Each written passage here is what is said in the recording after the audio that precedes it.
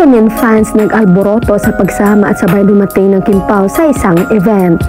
Tila na sa Cloud9 naman ang tagahanga ng Kim Pao nung masilayang magkasamang dumating sina Paolo Avellino at Kim Chiu sa birthday party ni Direk Lino Cayetano. Sa makumalat na video, makitang magkatabi ang Kim Pao sa upuan kahit kasama niya ang BFF nitong si Bella Padilla. Tila naging third wheel na si Bella sa dalawa, kaya super kilig naman ang mga fans.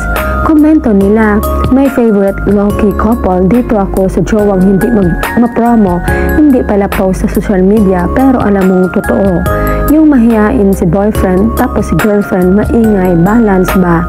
Yung papunta ka ng party, alam mong hindi ka maboboring kasi masayahin ang isang kasama mo, ang cute lang. Basta dito ako sa low-key couple ko kasi kahit tapos na ng project nila, naku laging may ganap off-cam. Stay low-key, my beautiful couple. Iba talaga kapag nasa tamang tao ka na, talagang alagang-alaga. Napaka-healthy lang. Very mag-jowa ko din naman yung magkasabay dumating sa party. My heart is so happy sa nakikita na natin silang ganito. Yes, sinundo siguro si Kemi at sabay na sila pumunta. Open secret na talaga relationship nila sa mga taga-showbiz. I mean, ilang beses na silang magkasama together sa private na ganap talaga. At sa sakalin ko nung magsasabing promo, kaloka, wala nga silang pinost na magkasama sila. Swerte lang talaga na hagip sila. Thank you, hindi promo period. They protect what they have. Hindi sila ma-post pag private personal event. Kim Pao is real. No one, as in no one, can tell me otherwise. Sa kabilang banda, hindi naman nagustuhan ng kabilang kampo ang nasaksihan nila online.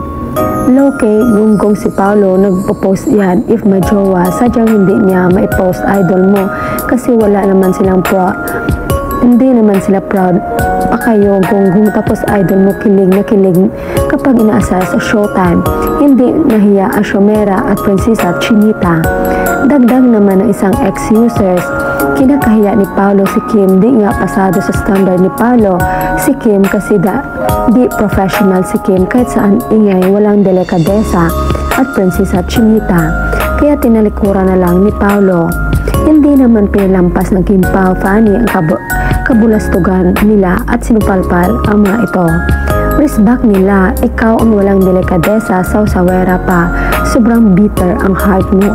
Ante, syempre nasa harap yung nagsasalita, alangan naman kay Kemi siya humarap, hindi na pagkamalang siyang baliw yan. Inggit na naman kayo, yung idol mo pumasaba, patawa talaga tomato, yung tanga-tangahan na lang, alam naman nilang walang katuturan, masinabing makapabash lang.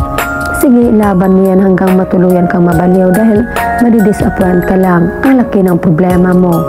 Nakikisaw-saw ka sa Kim Pao, ayusin mo buhay mo, wag buhay na walang alam sa'yo at di ka kilala. Hoy bro ha, wag kayong pakalat-kalat sa Kim Pao post, kahilig yung sumawsaw.